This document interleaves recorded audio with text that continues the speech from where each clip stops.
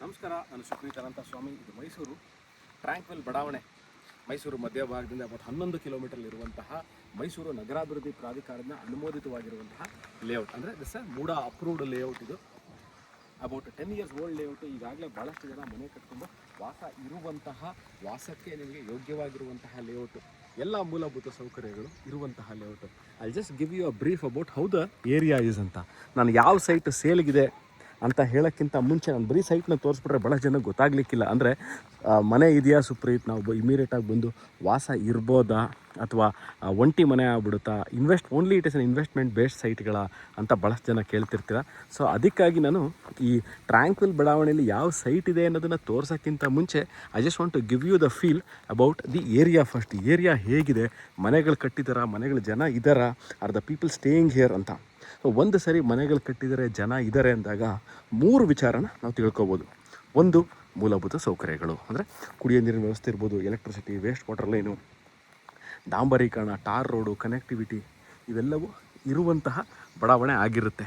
ಒಂದು ಸರಿ ಜನ ಬಂದು ಒಂದು ಹೆಬಿಟೇಷನ್ ಸ್ಟಾರ್ಟ್ಸ್ ದೇರ್ ಅಂದರೆ when people come and stay, ಇವೆಲ್ಲ ಮೂಲಭೂತ ಸೌಕರ್ಯಗಳು ಯೂಶಲಿ ಇರುತ್ತೆ.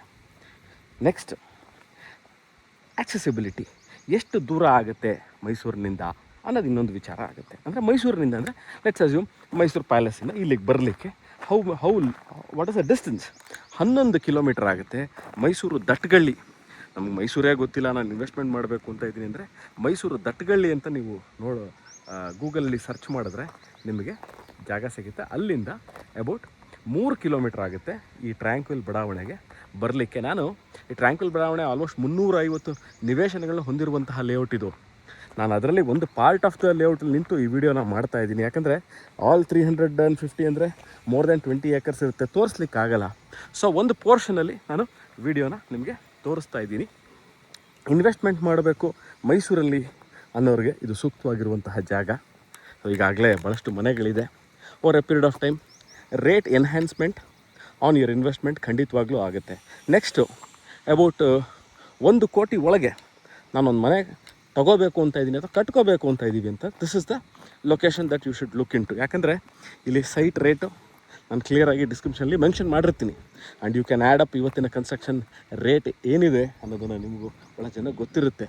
ಸೊ ಅಕಾರ್ಡಿಂಗ್ ಟು ದಟ್ ನಿಮಗೆ ಎಷ್ಟು ಫ್ಲೋರ್ ಮನೆ ಬೇಕು, 1 ಫ್ಲೋರ್ ಮನೆ ಬೇಕಾ, 2 ಫ್ಲೋರ್ ಮನೆ ಬೇಕಾ, 3 ಫ್ಲೋರ್ ಮನೆ ಬೇಕಾ ಅನ್ನೋದನ್ನು ನೀವು ನೋಡಿಕೊಂಡು ನೀವು ಕ್ಯಾಲ್ಕುಲೇಟ್ ಮಾಡಿಕೊಂಡ್ರೆ ನೀವು ಪ್ರಾಪರ್ಟಿನ ತೊಗೊಳ್ಳಿಕ್ಕೆ ಬಹಳ ಈಸಿ ಆಗುತ್ತೆ.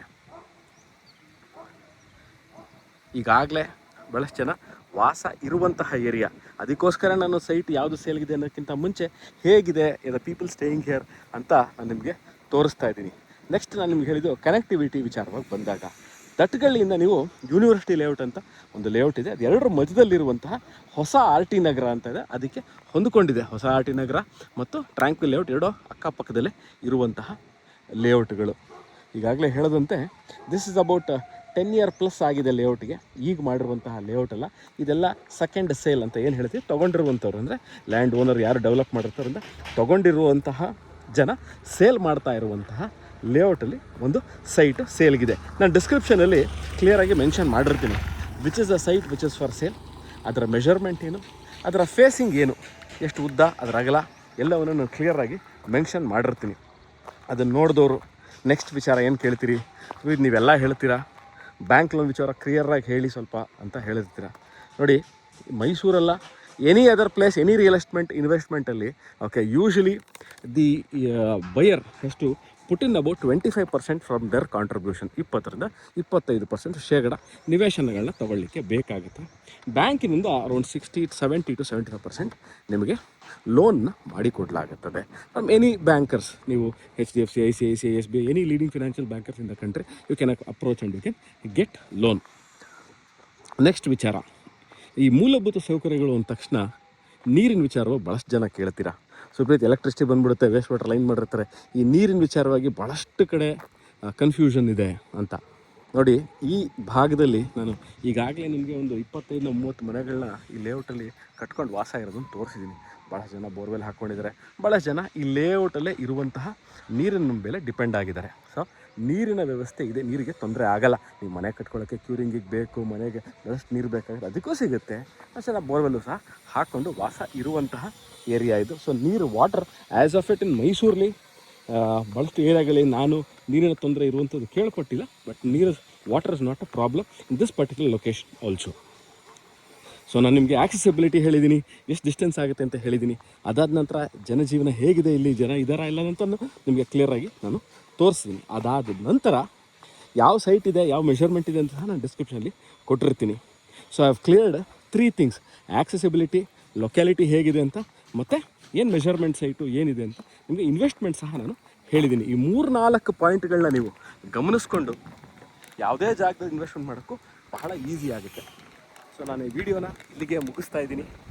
ಸೊ ಮೈಸೂರಲ್ಲಿ ನಿವೇಶನಗಳ ಮೇಲೆ ಇನ್ವೆಸ್ಟ್ಮೆಂಟ್ ಮಾಡೋರು ಮತ್ತು ಸ್ವಂತ ಮನೆ ಕಟ್ಕೊಳ್ಳೋರು, yes you can do contact me, WhatsApp me. ನಾನು ಇದರ ಡೀಟೇಲ್ಸ್ನ ಡಿಸ್ಕ್ರಿಪ್ಷನ್ ಕೊಟ್ಟಿರ್ತೀನಿ. ಇನ್ನೊಂದು ಪ್ರಶ್ನೆ ಭಾಳ ಜನ ಕೇಳೋದು, ದಿನನಿತ್ಯಕ್ಕೆ ಬೇಕಾಗುವಂಥ ವಸ್ತುಗಳಿಗೆ ತೊಗೊಳ್ಳಿಕ್ಕೆ ನಾವು ಎಷ್ಟು ದೂರ ಹೋಗಬೇಕಾಗುತ್ತೆ ಅಂತ. There are 2 things that you can do. ಒಂದು, ಇಲ್ಲ ದಟ್ಗಳಿಗೆ ಹೋಗಬೇಕು, ಇಲ್ಲ ಅಂತಂದರೆ ನೀವು ಶ್ರೀರಾಮ್ಪುರಕ್ಕೆ ಬರಬೇಕು. ಎರಡೂ ಸಹ hardly about 5 minutes drive from this location. ಅದಾದ ನಂತರ ಭಾಳಷ್ಟು ಜನ ಕಮೆಂಟ್ ಸೆಕ್ಷನಲ್ಲಿ ಕೇಳೋಂಥದ್ದು, ಎಲ್ಲ ಸರಿ ಸುಪ್ರೀತ್, ನೀವು ಈ ಸ್ವಿಗ್ಗಿ, ಝೊಮ್ಯಾಟೊ, ಅಮೆಝಾನು, ಬ್ಲಿಂಕಿಟ್, ಫ್ಲಿಪ್ಕಾರ್ಟ್ ಇವೆಲ್ಲ ಇಂಟರ್ನೆಟ್ ಸರ್ವಿಸಸ್ ಇದೆಯಾ? ಇದೆ. ನಾನು ಇಲ್ಲಿ ಬಂದು ಇಂಟರ್ನೆಟ್ ಕನೆಕ್ಟಿವಿಟಿ ಸಹ ನಾನು ಯೂಟ್ಯೂಬಲ್ಲಿ ವೀಡಿಯೋಗಳನ್ನ ರನ್ ಮಾಡಿ ಸಹ ನೋಡಿದ್ದೀನಿ. ಸೊ ಎಲ್ಲ ತರಹದ ನಿಮಗೆ ಆಕ್ಸೆಸಿಬಿಲಿಟಿ ಇರುವಂತಹ, ಇಂಟರ್ನೆಟ್ ಇರುವಂತಹ ಏರಿಯಾ. ಸೊ ಅಲ್ಲಿ ಕನ್ಕ್ಲೂಡ್ ದ ವಿಡಿಯೋ ಹಿಯರ್. ಇದೇ ಥರ ಇಂಟ್ರೆಸ್ಟಿಂಗ್ ವೀಡಿಯೋಗಳಿಗೆ ಇನ್ನೊಂದು ಮನೆ, ಇನ್ನೊಂದು ನಿವೇಶನ, ಇನ್ನೊಂದು ಸೈಟ್ ತೊಗೊಂಡು ನಾನು ನಿಮ್ಮ ಮುಂದೆ ಬರ್ತೀನಿ ಸ್ನೇಹಿತರೆ. ವಿಡಿಯೋ ನೋಡಿದ್ದಕ್ಕೆ ಅನಂತ ಧನ್ಯವಾದಗಳು. ಟೇಕ್ ಕೇರ್, ಬಾಯ್.